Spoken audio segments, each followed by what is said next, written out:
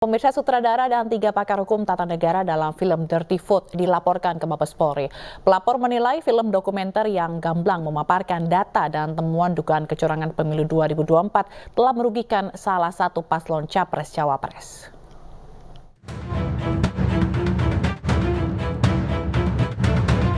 Kemunculan film dokumenter eksplanatory Dirty Foot memunculkan ragam opini publik.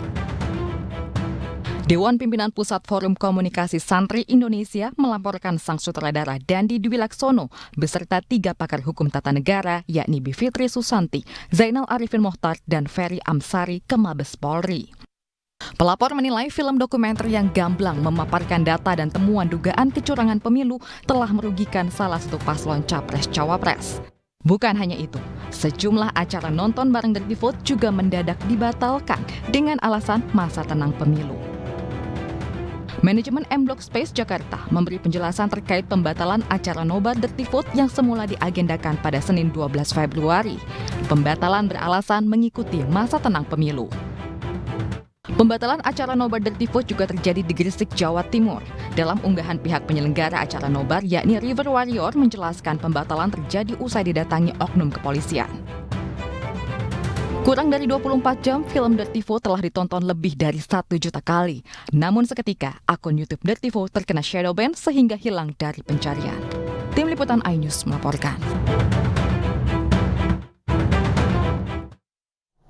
Sutradara beserta 3 pakar hukum tata negara dalam film Dirty Foot dilaporkan ke Mabes Polri. Sejumlah acara nobar juga mendadak dibatalkan.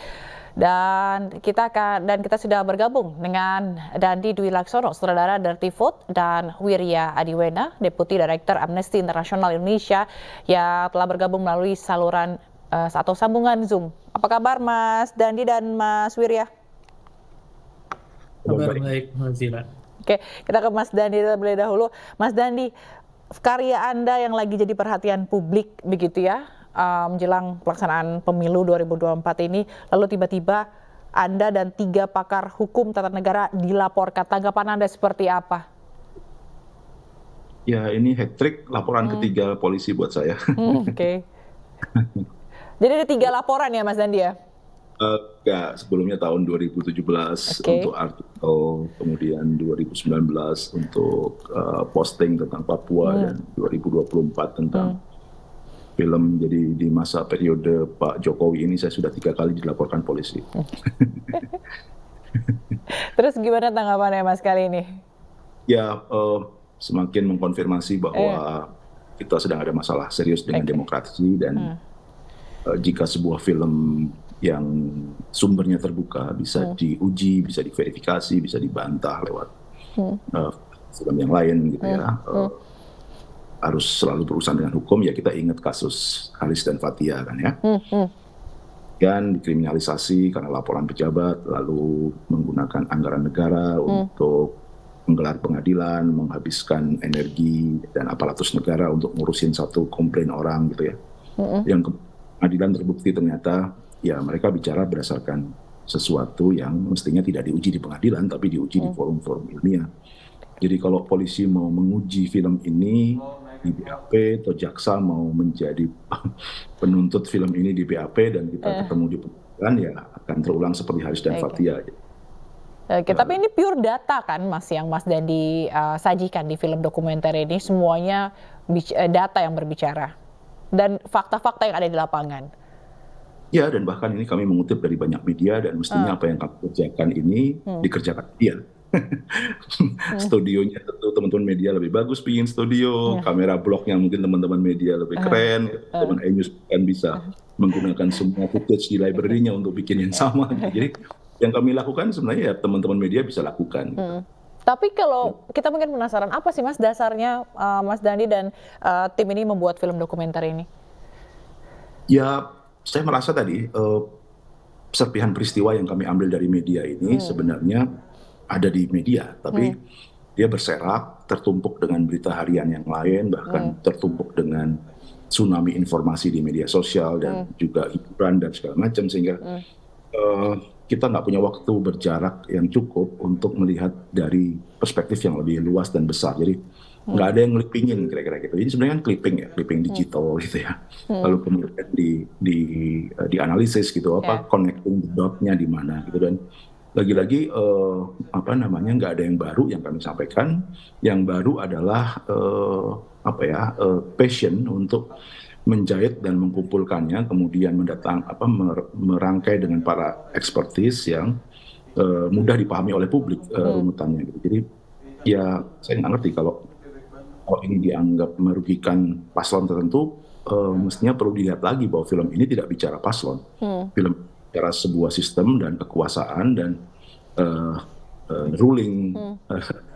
ruling party gitu ya, pihak yang sedang berkuasa yang kemudian kami lihat dia cenderung menyalahgunakan kekuasaan untuk tendensi kemenangan punya preferensi politik untuk kemenangan bagi pihak tertentu. Nah sehingga ketika kami buka patronnya, maka mungkin ya kliennya, kalau kita bicara dalam relasi patron and klien gitu ya, pihak yang merasa diuntungkan oleh sistem inilah yang terganggu. Padahal yang kami serang adalah sistemnya gitu. Jadi otoritas dari Presiden Jokowi yang kami pertanyakan, yang kami indikasikan tidak netral, yang kami indikasikan abusing power, yang ini kebijakan ini membuat in favor atau membuat preferensi, memberikan privilege pada pihak tertentu. Dan ya kalau kemudian pihak tertentu ini yang merasa dirugikan, ya bagi saya logikanya aneh, karena dia berarti mengasosiasikan dirinya dengan sistem ini.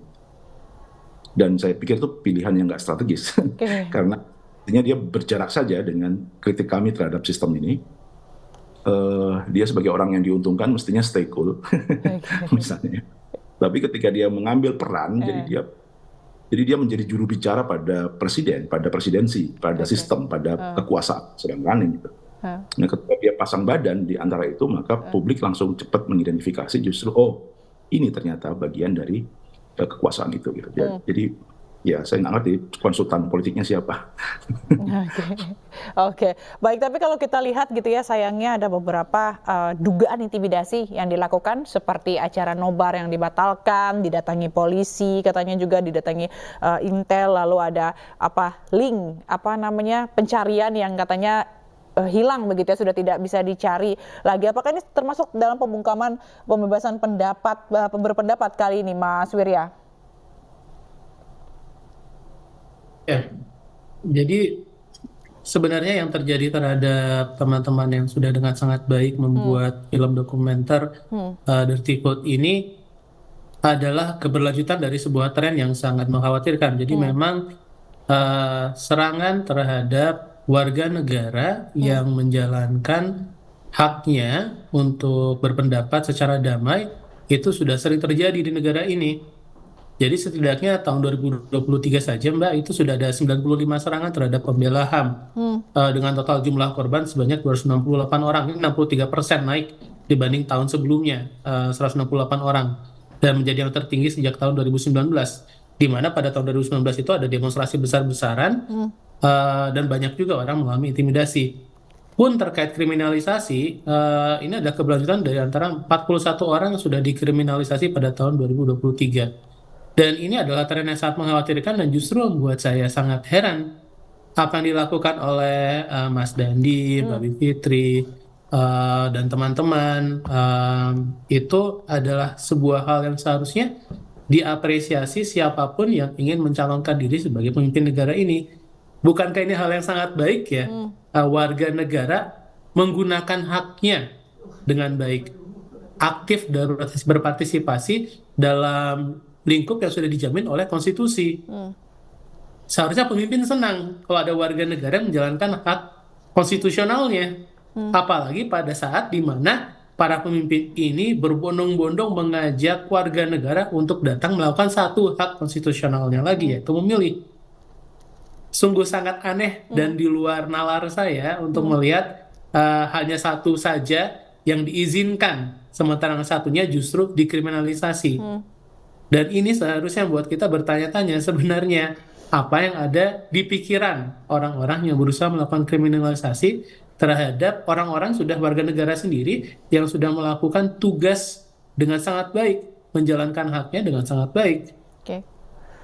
Baik, tidak hanya Mas Dandi dan tim begitu ya, kalau kita lihat gitu banyak mungkin orang-orang atau beberapa orang yang ingin mencoba untuk memperlihatkan, menunjukkan kondisi demokrasi di Indonesia yang mengkhawatirkan, itu juga turut diintimidasi bahkan dikriminalisasi. Apa yang sebenarnya terjadi saat ini, Mas Wirya? Yang saat ini terjadi adalah potret buruk penegakan hak asasi manusia di Indonesia. Saya pikir kekhawatiran yang ditunjukkan oleh berbagai macam kalangan sudah menonton film Dirty Vote ini adalah keberlanjutan dari tahun demi tahun situasi buruk penegakan hak asasi manusia. Sudah banyak sekali pihak-pihak yang mewanti-wanti menyempitnya ruang kebebasan sipil. Di sini yang perlu menjadi kekhawatiran kita bersama-sama adalah saat ada satu lagi sebuah produk yang dibuat melalui proses penelitian yang baik, menggunakan informasi yang dapat dibuka secara publik, disampaikan oleh 3 pakar yang ahli dalam bidangnya, masih dimentahkan begitu saja tanpa harus menggunakan data, fakta, ataupun analisis tandingan. Hanya sekedar menggunakan ancaman kriminalisasi saja. Sebelumnya tadi Mas Dandi sudah menyebutkan ada kasus Fathia dan Haris yang juga kemudian dikriminalisasi atas dasar sebuah laporan yang diterbitkan setelah melalui proses penelitian tanpa sebelumnya diberikan tandingan analisis data dan fakta. Ini adalah sebuah tren yang membuat kita khawatir sebuah produk yang sudah ditelurkan melalui proses yang sangat panjang dan tertib saja itu bisa dikriminalisasi. Sejauh mana kemudian hak-hak kebebasan berekspresi ini akan dibatasi? Itu yang harusnya menjadi kekhawatiran kita bersama-sama juga. Oke, Mas Dandi, Pak JK menyatakan bahwa film dokumenter Anda penuh dengan fakta, namun hanya 25% saja. Itu artinya kecurangan atau kondisi demokrasi kita yang menurun di Indonesia ini kondisinya lebih dari 25% parahnya. Gimana Mas Dandi? Ya, artinya Pak JK punya tanggung jawab lebih besar untuk membuka 75% yang lain. Saya harap Dirty Vote 2 yang bintang filmnya Pak JK dan dia menceritakan apa 75% sisanya itu. Oke, tapi kalau Mas Dandi ngelihat sendiri memang separah dan sudah darurat itu kita saat ini?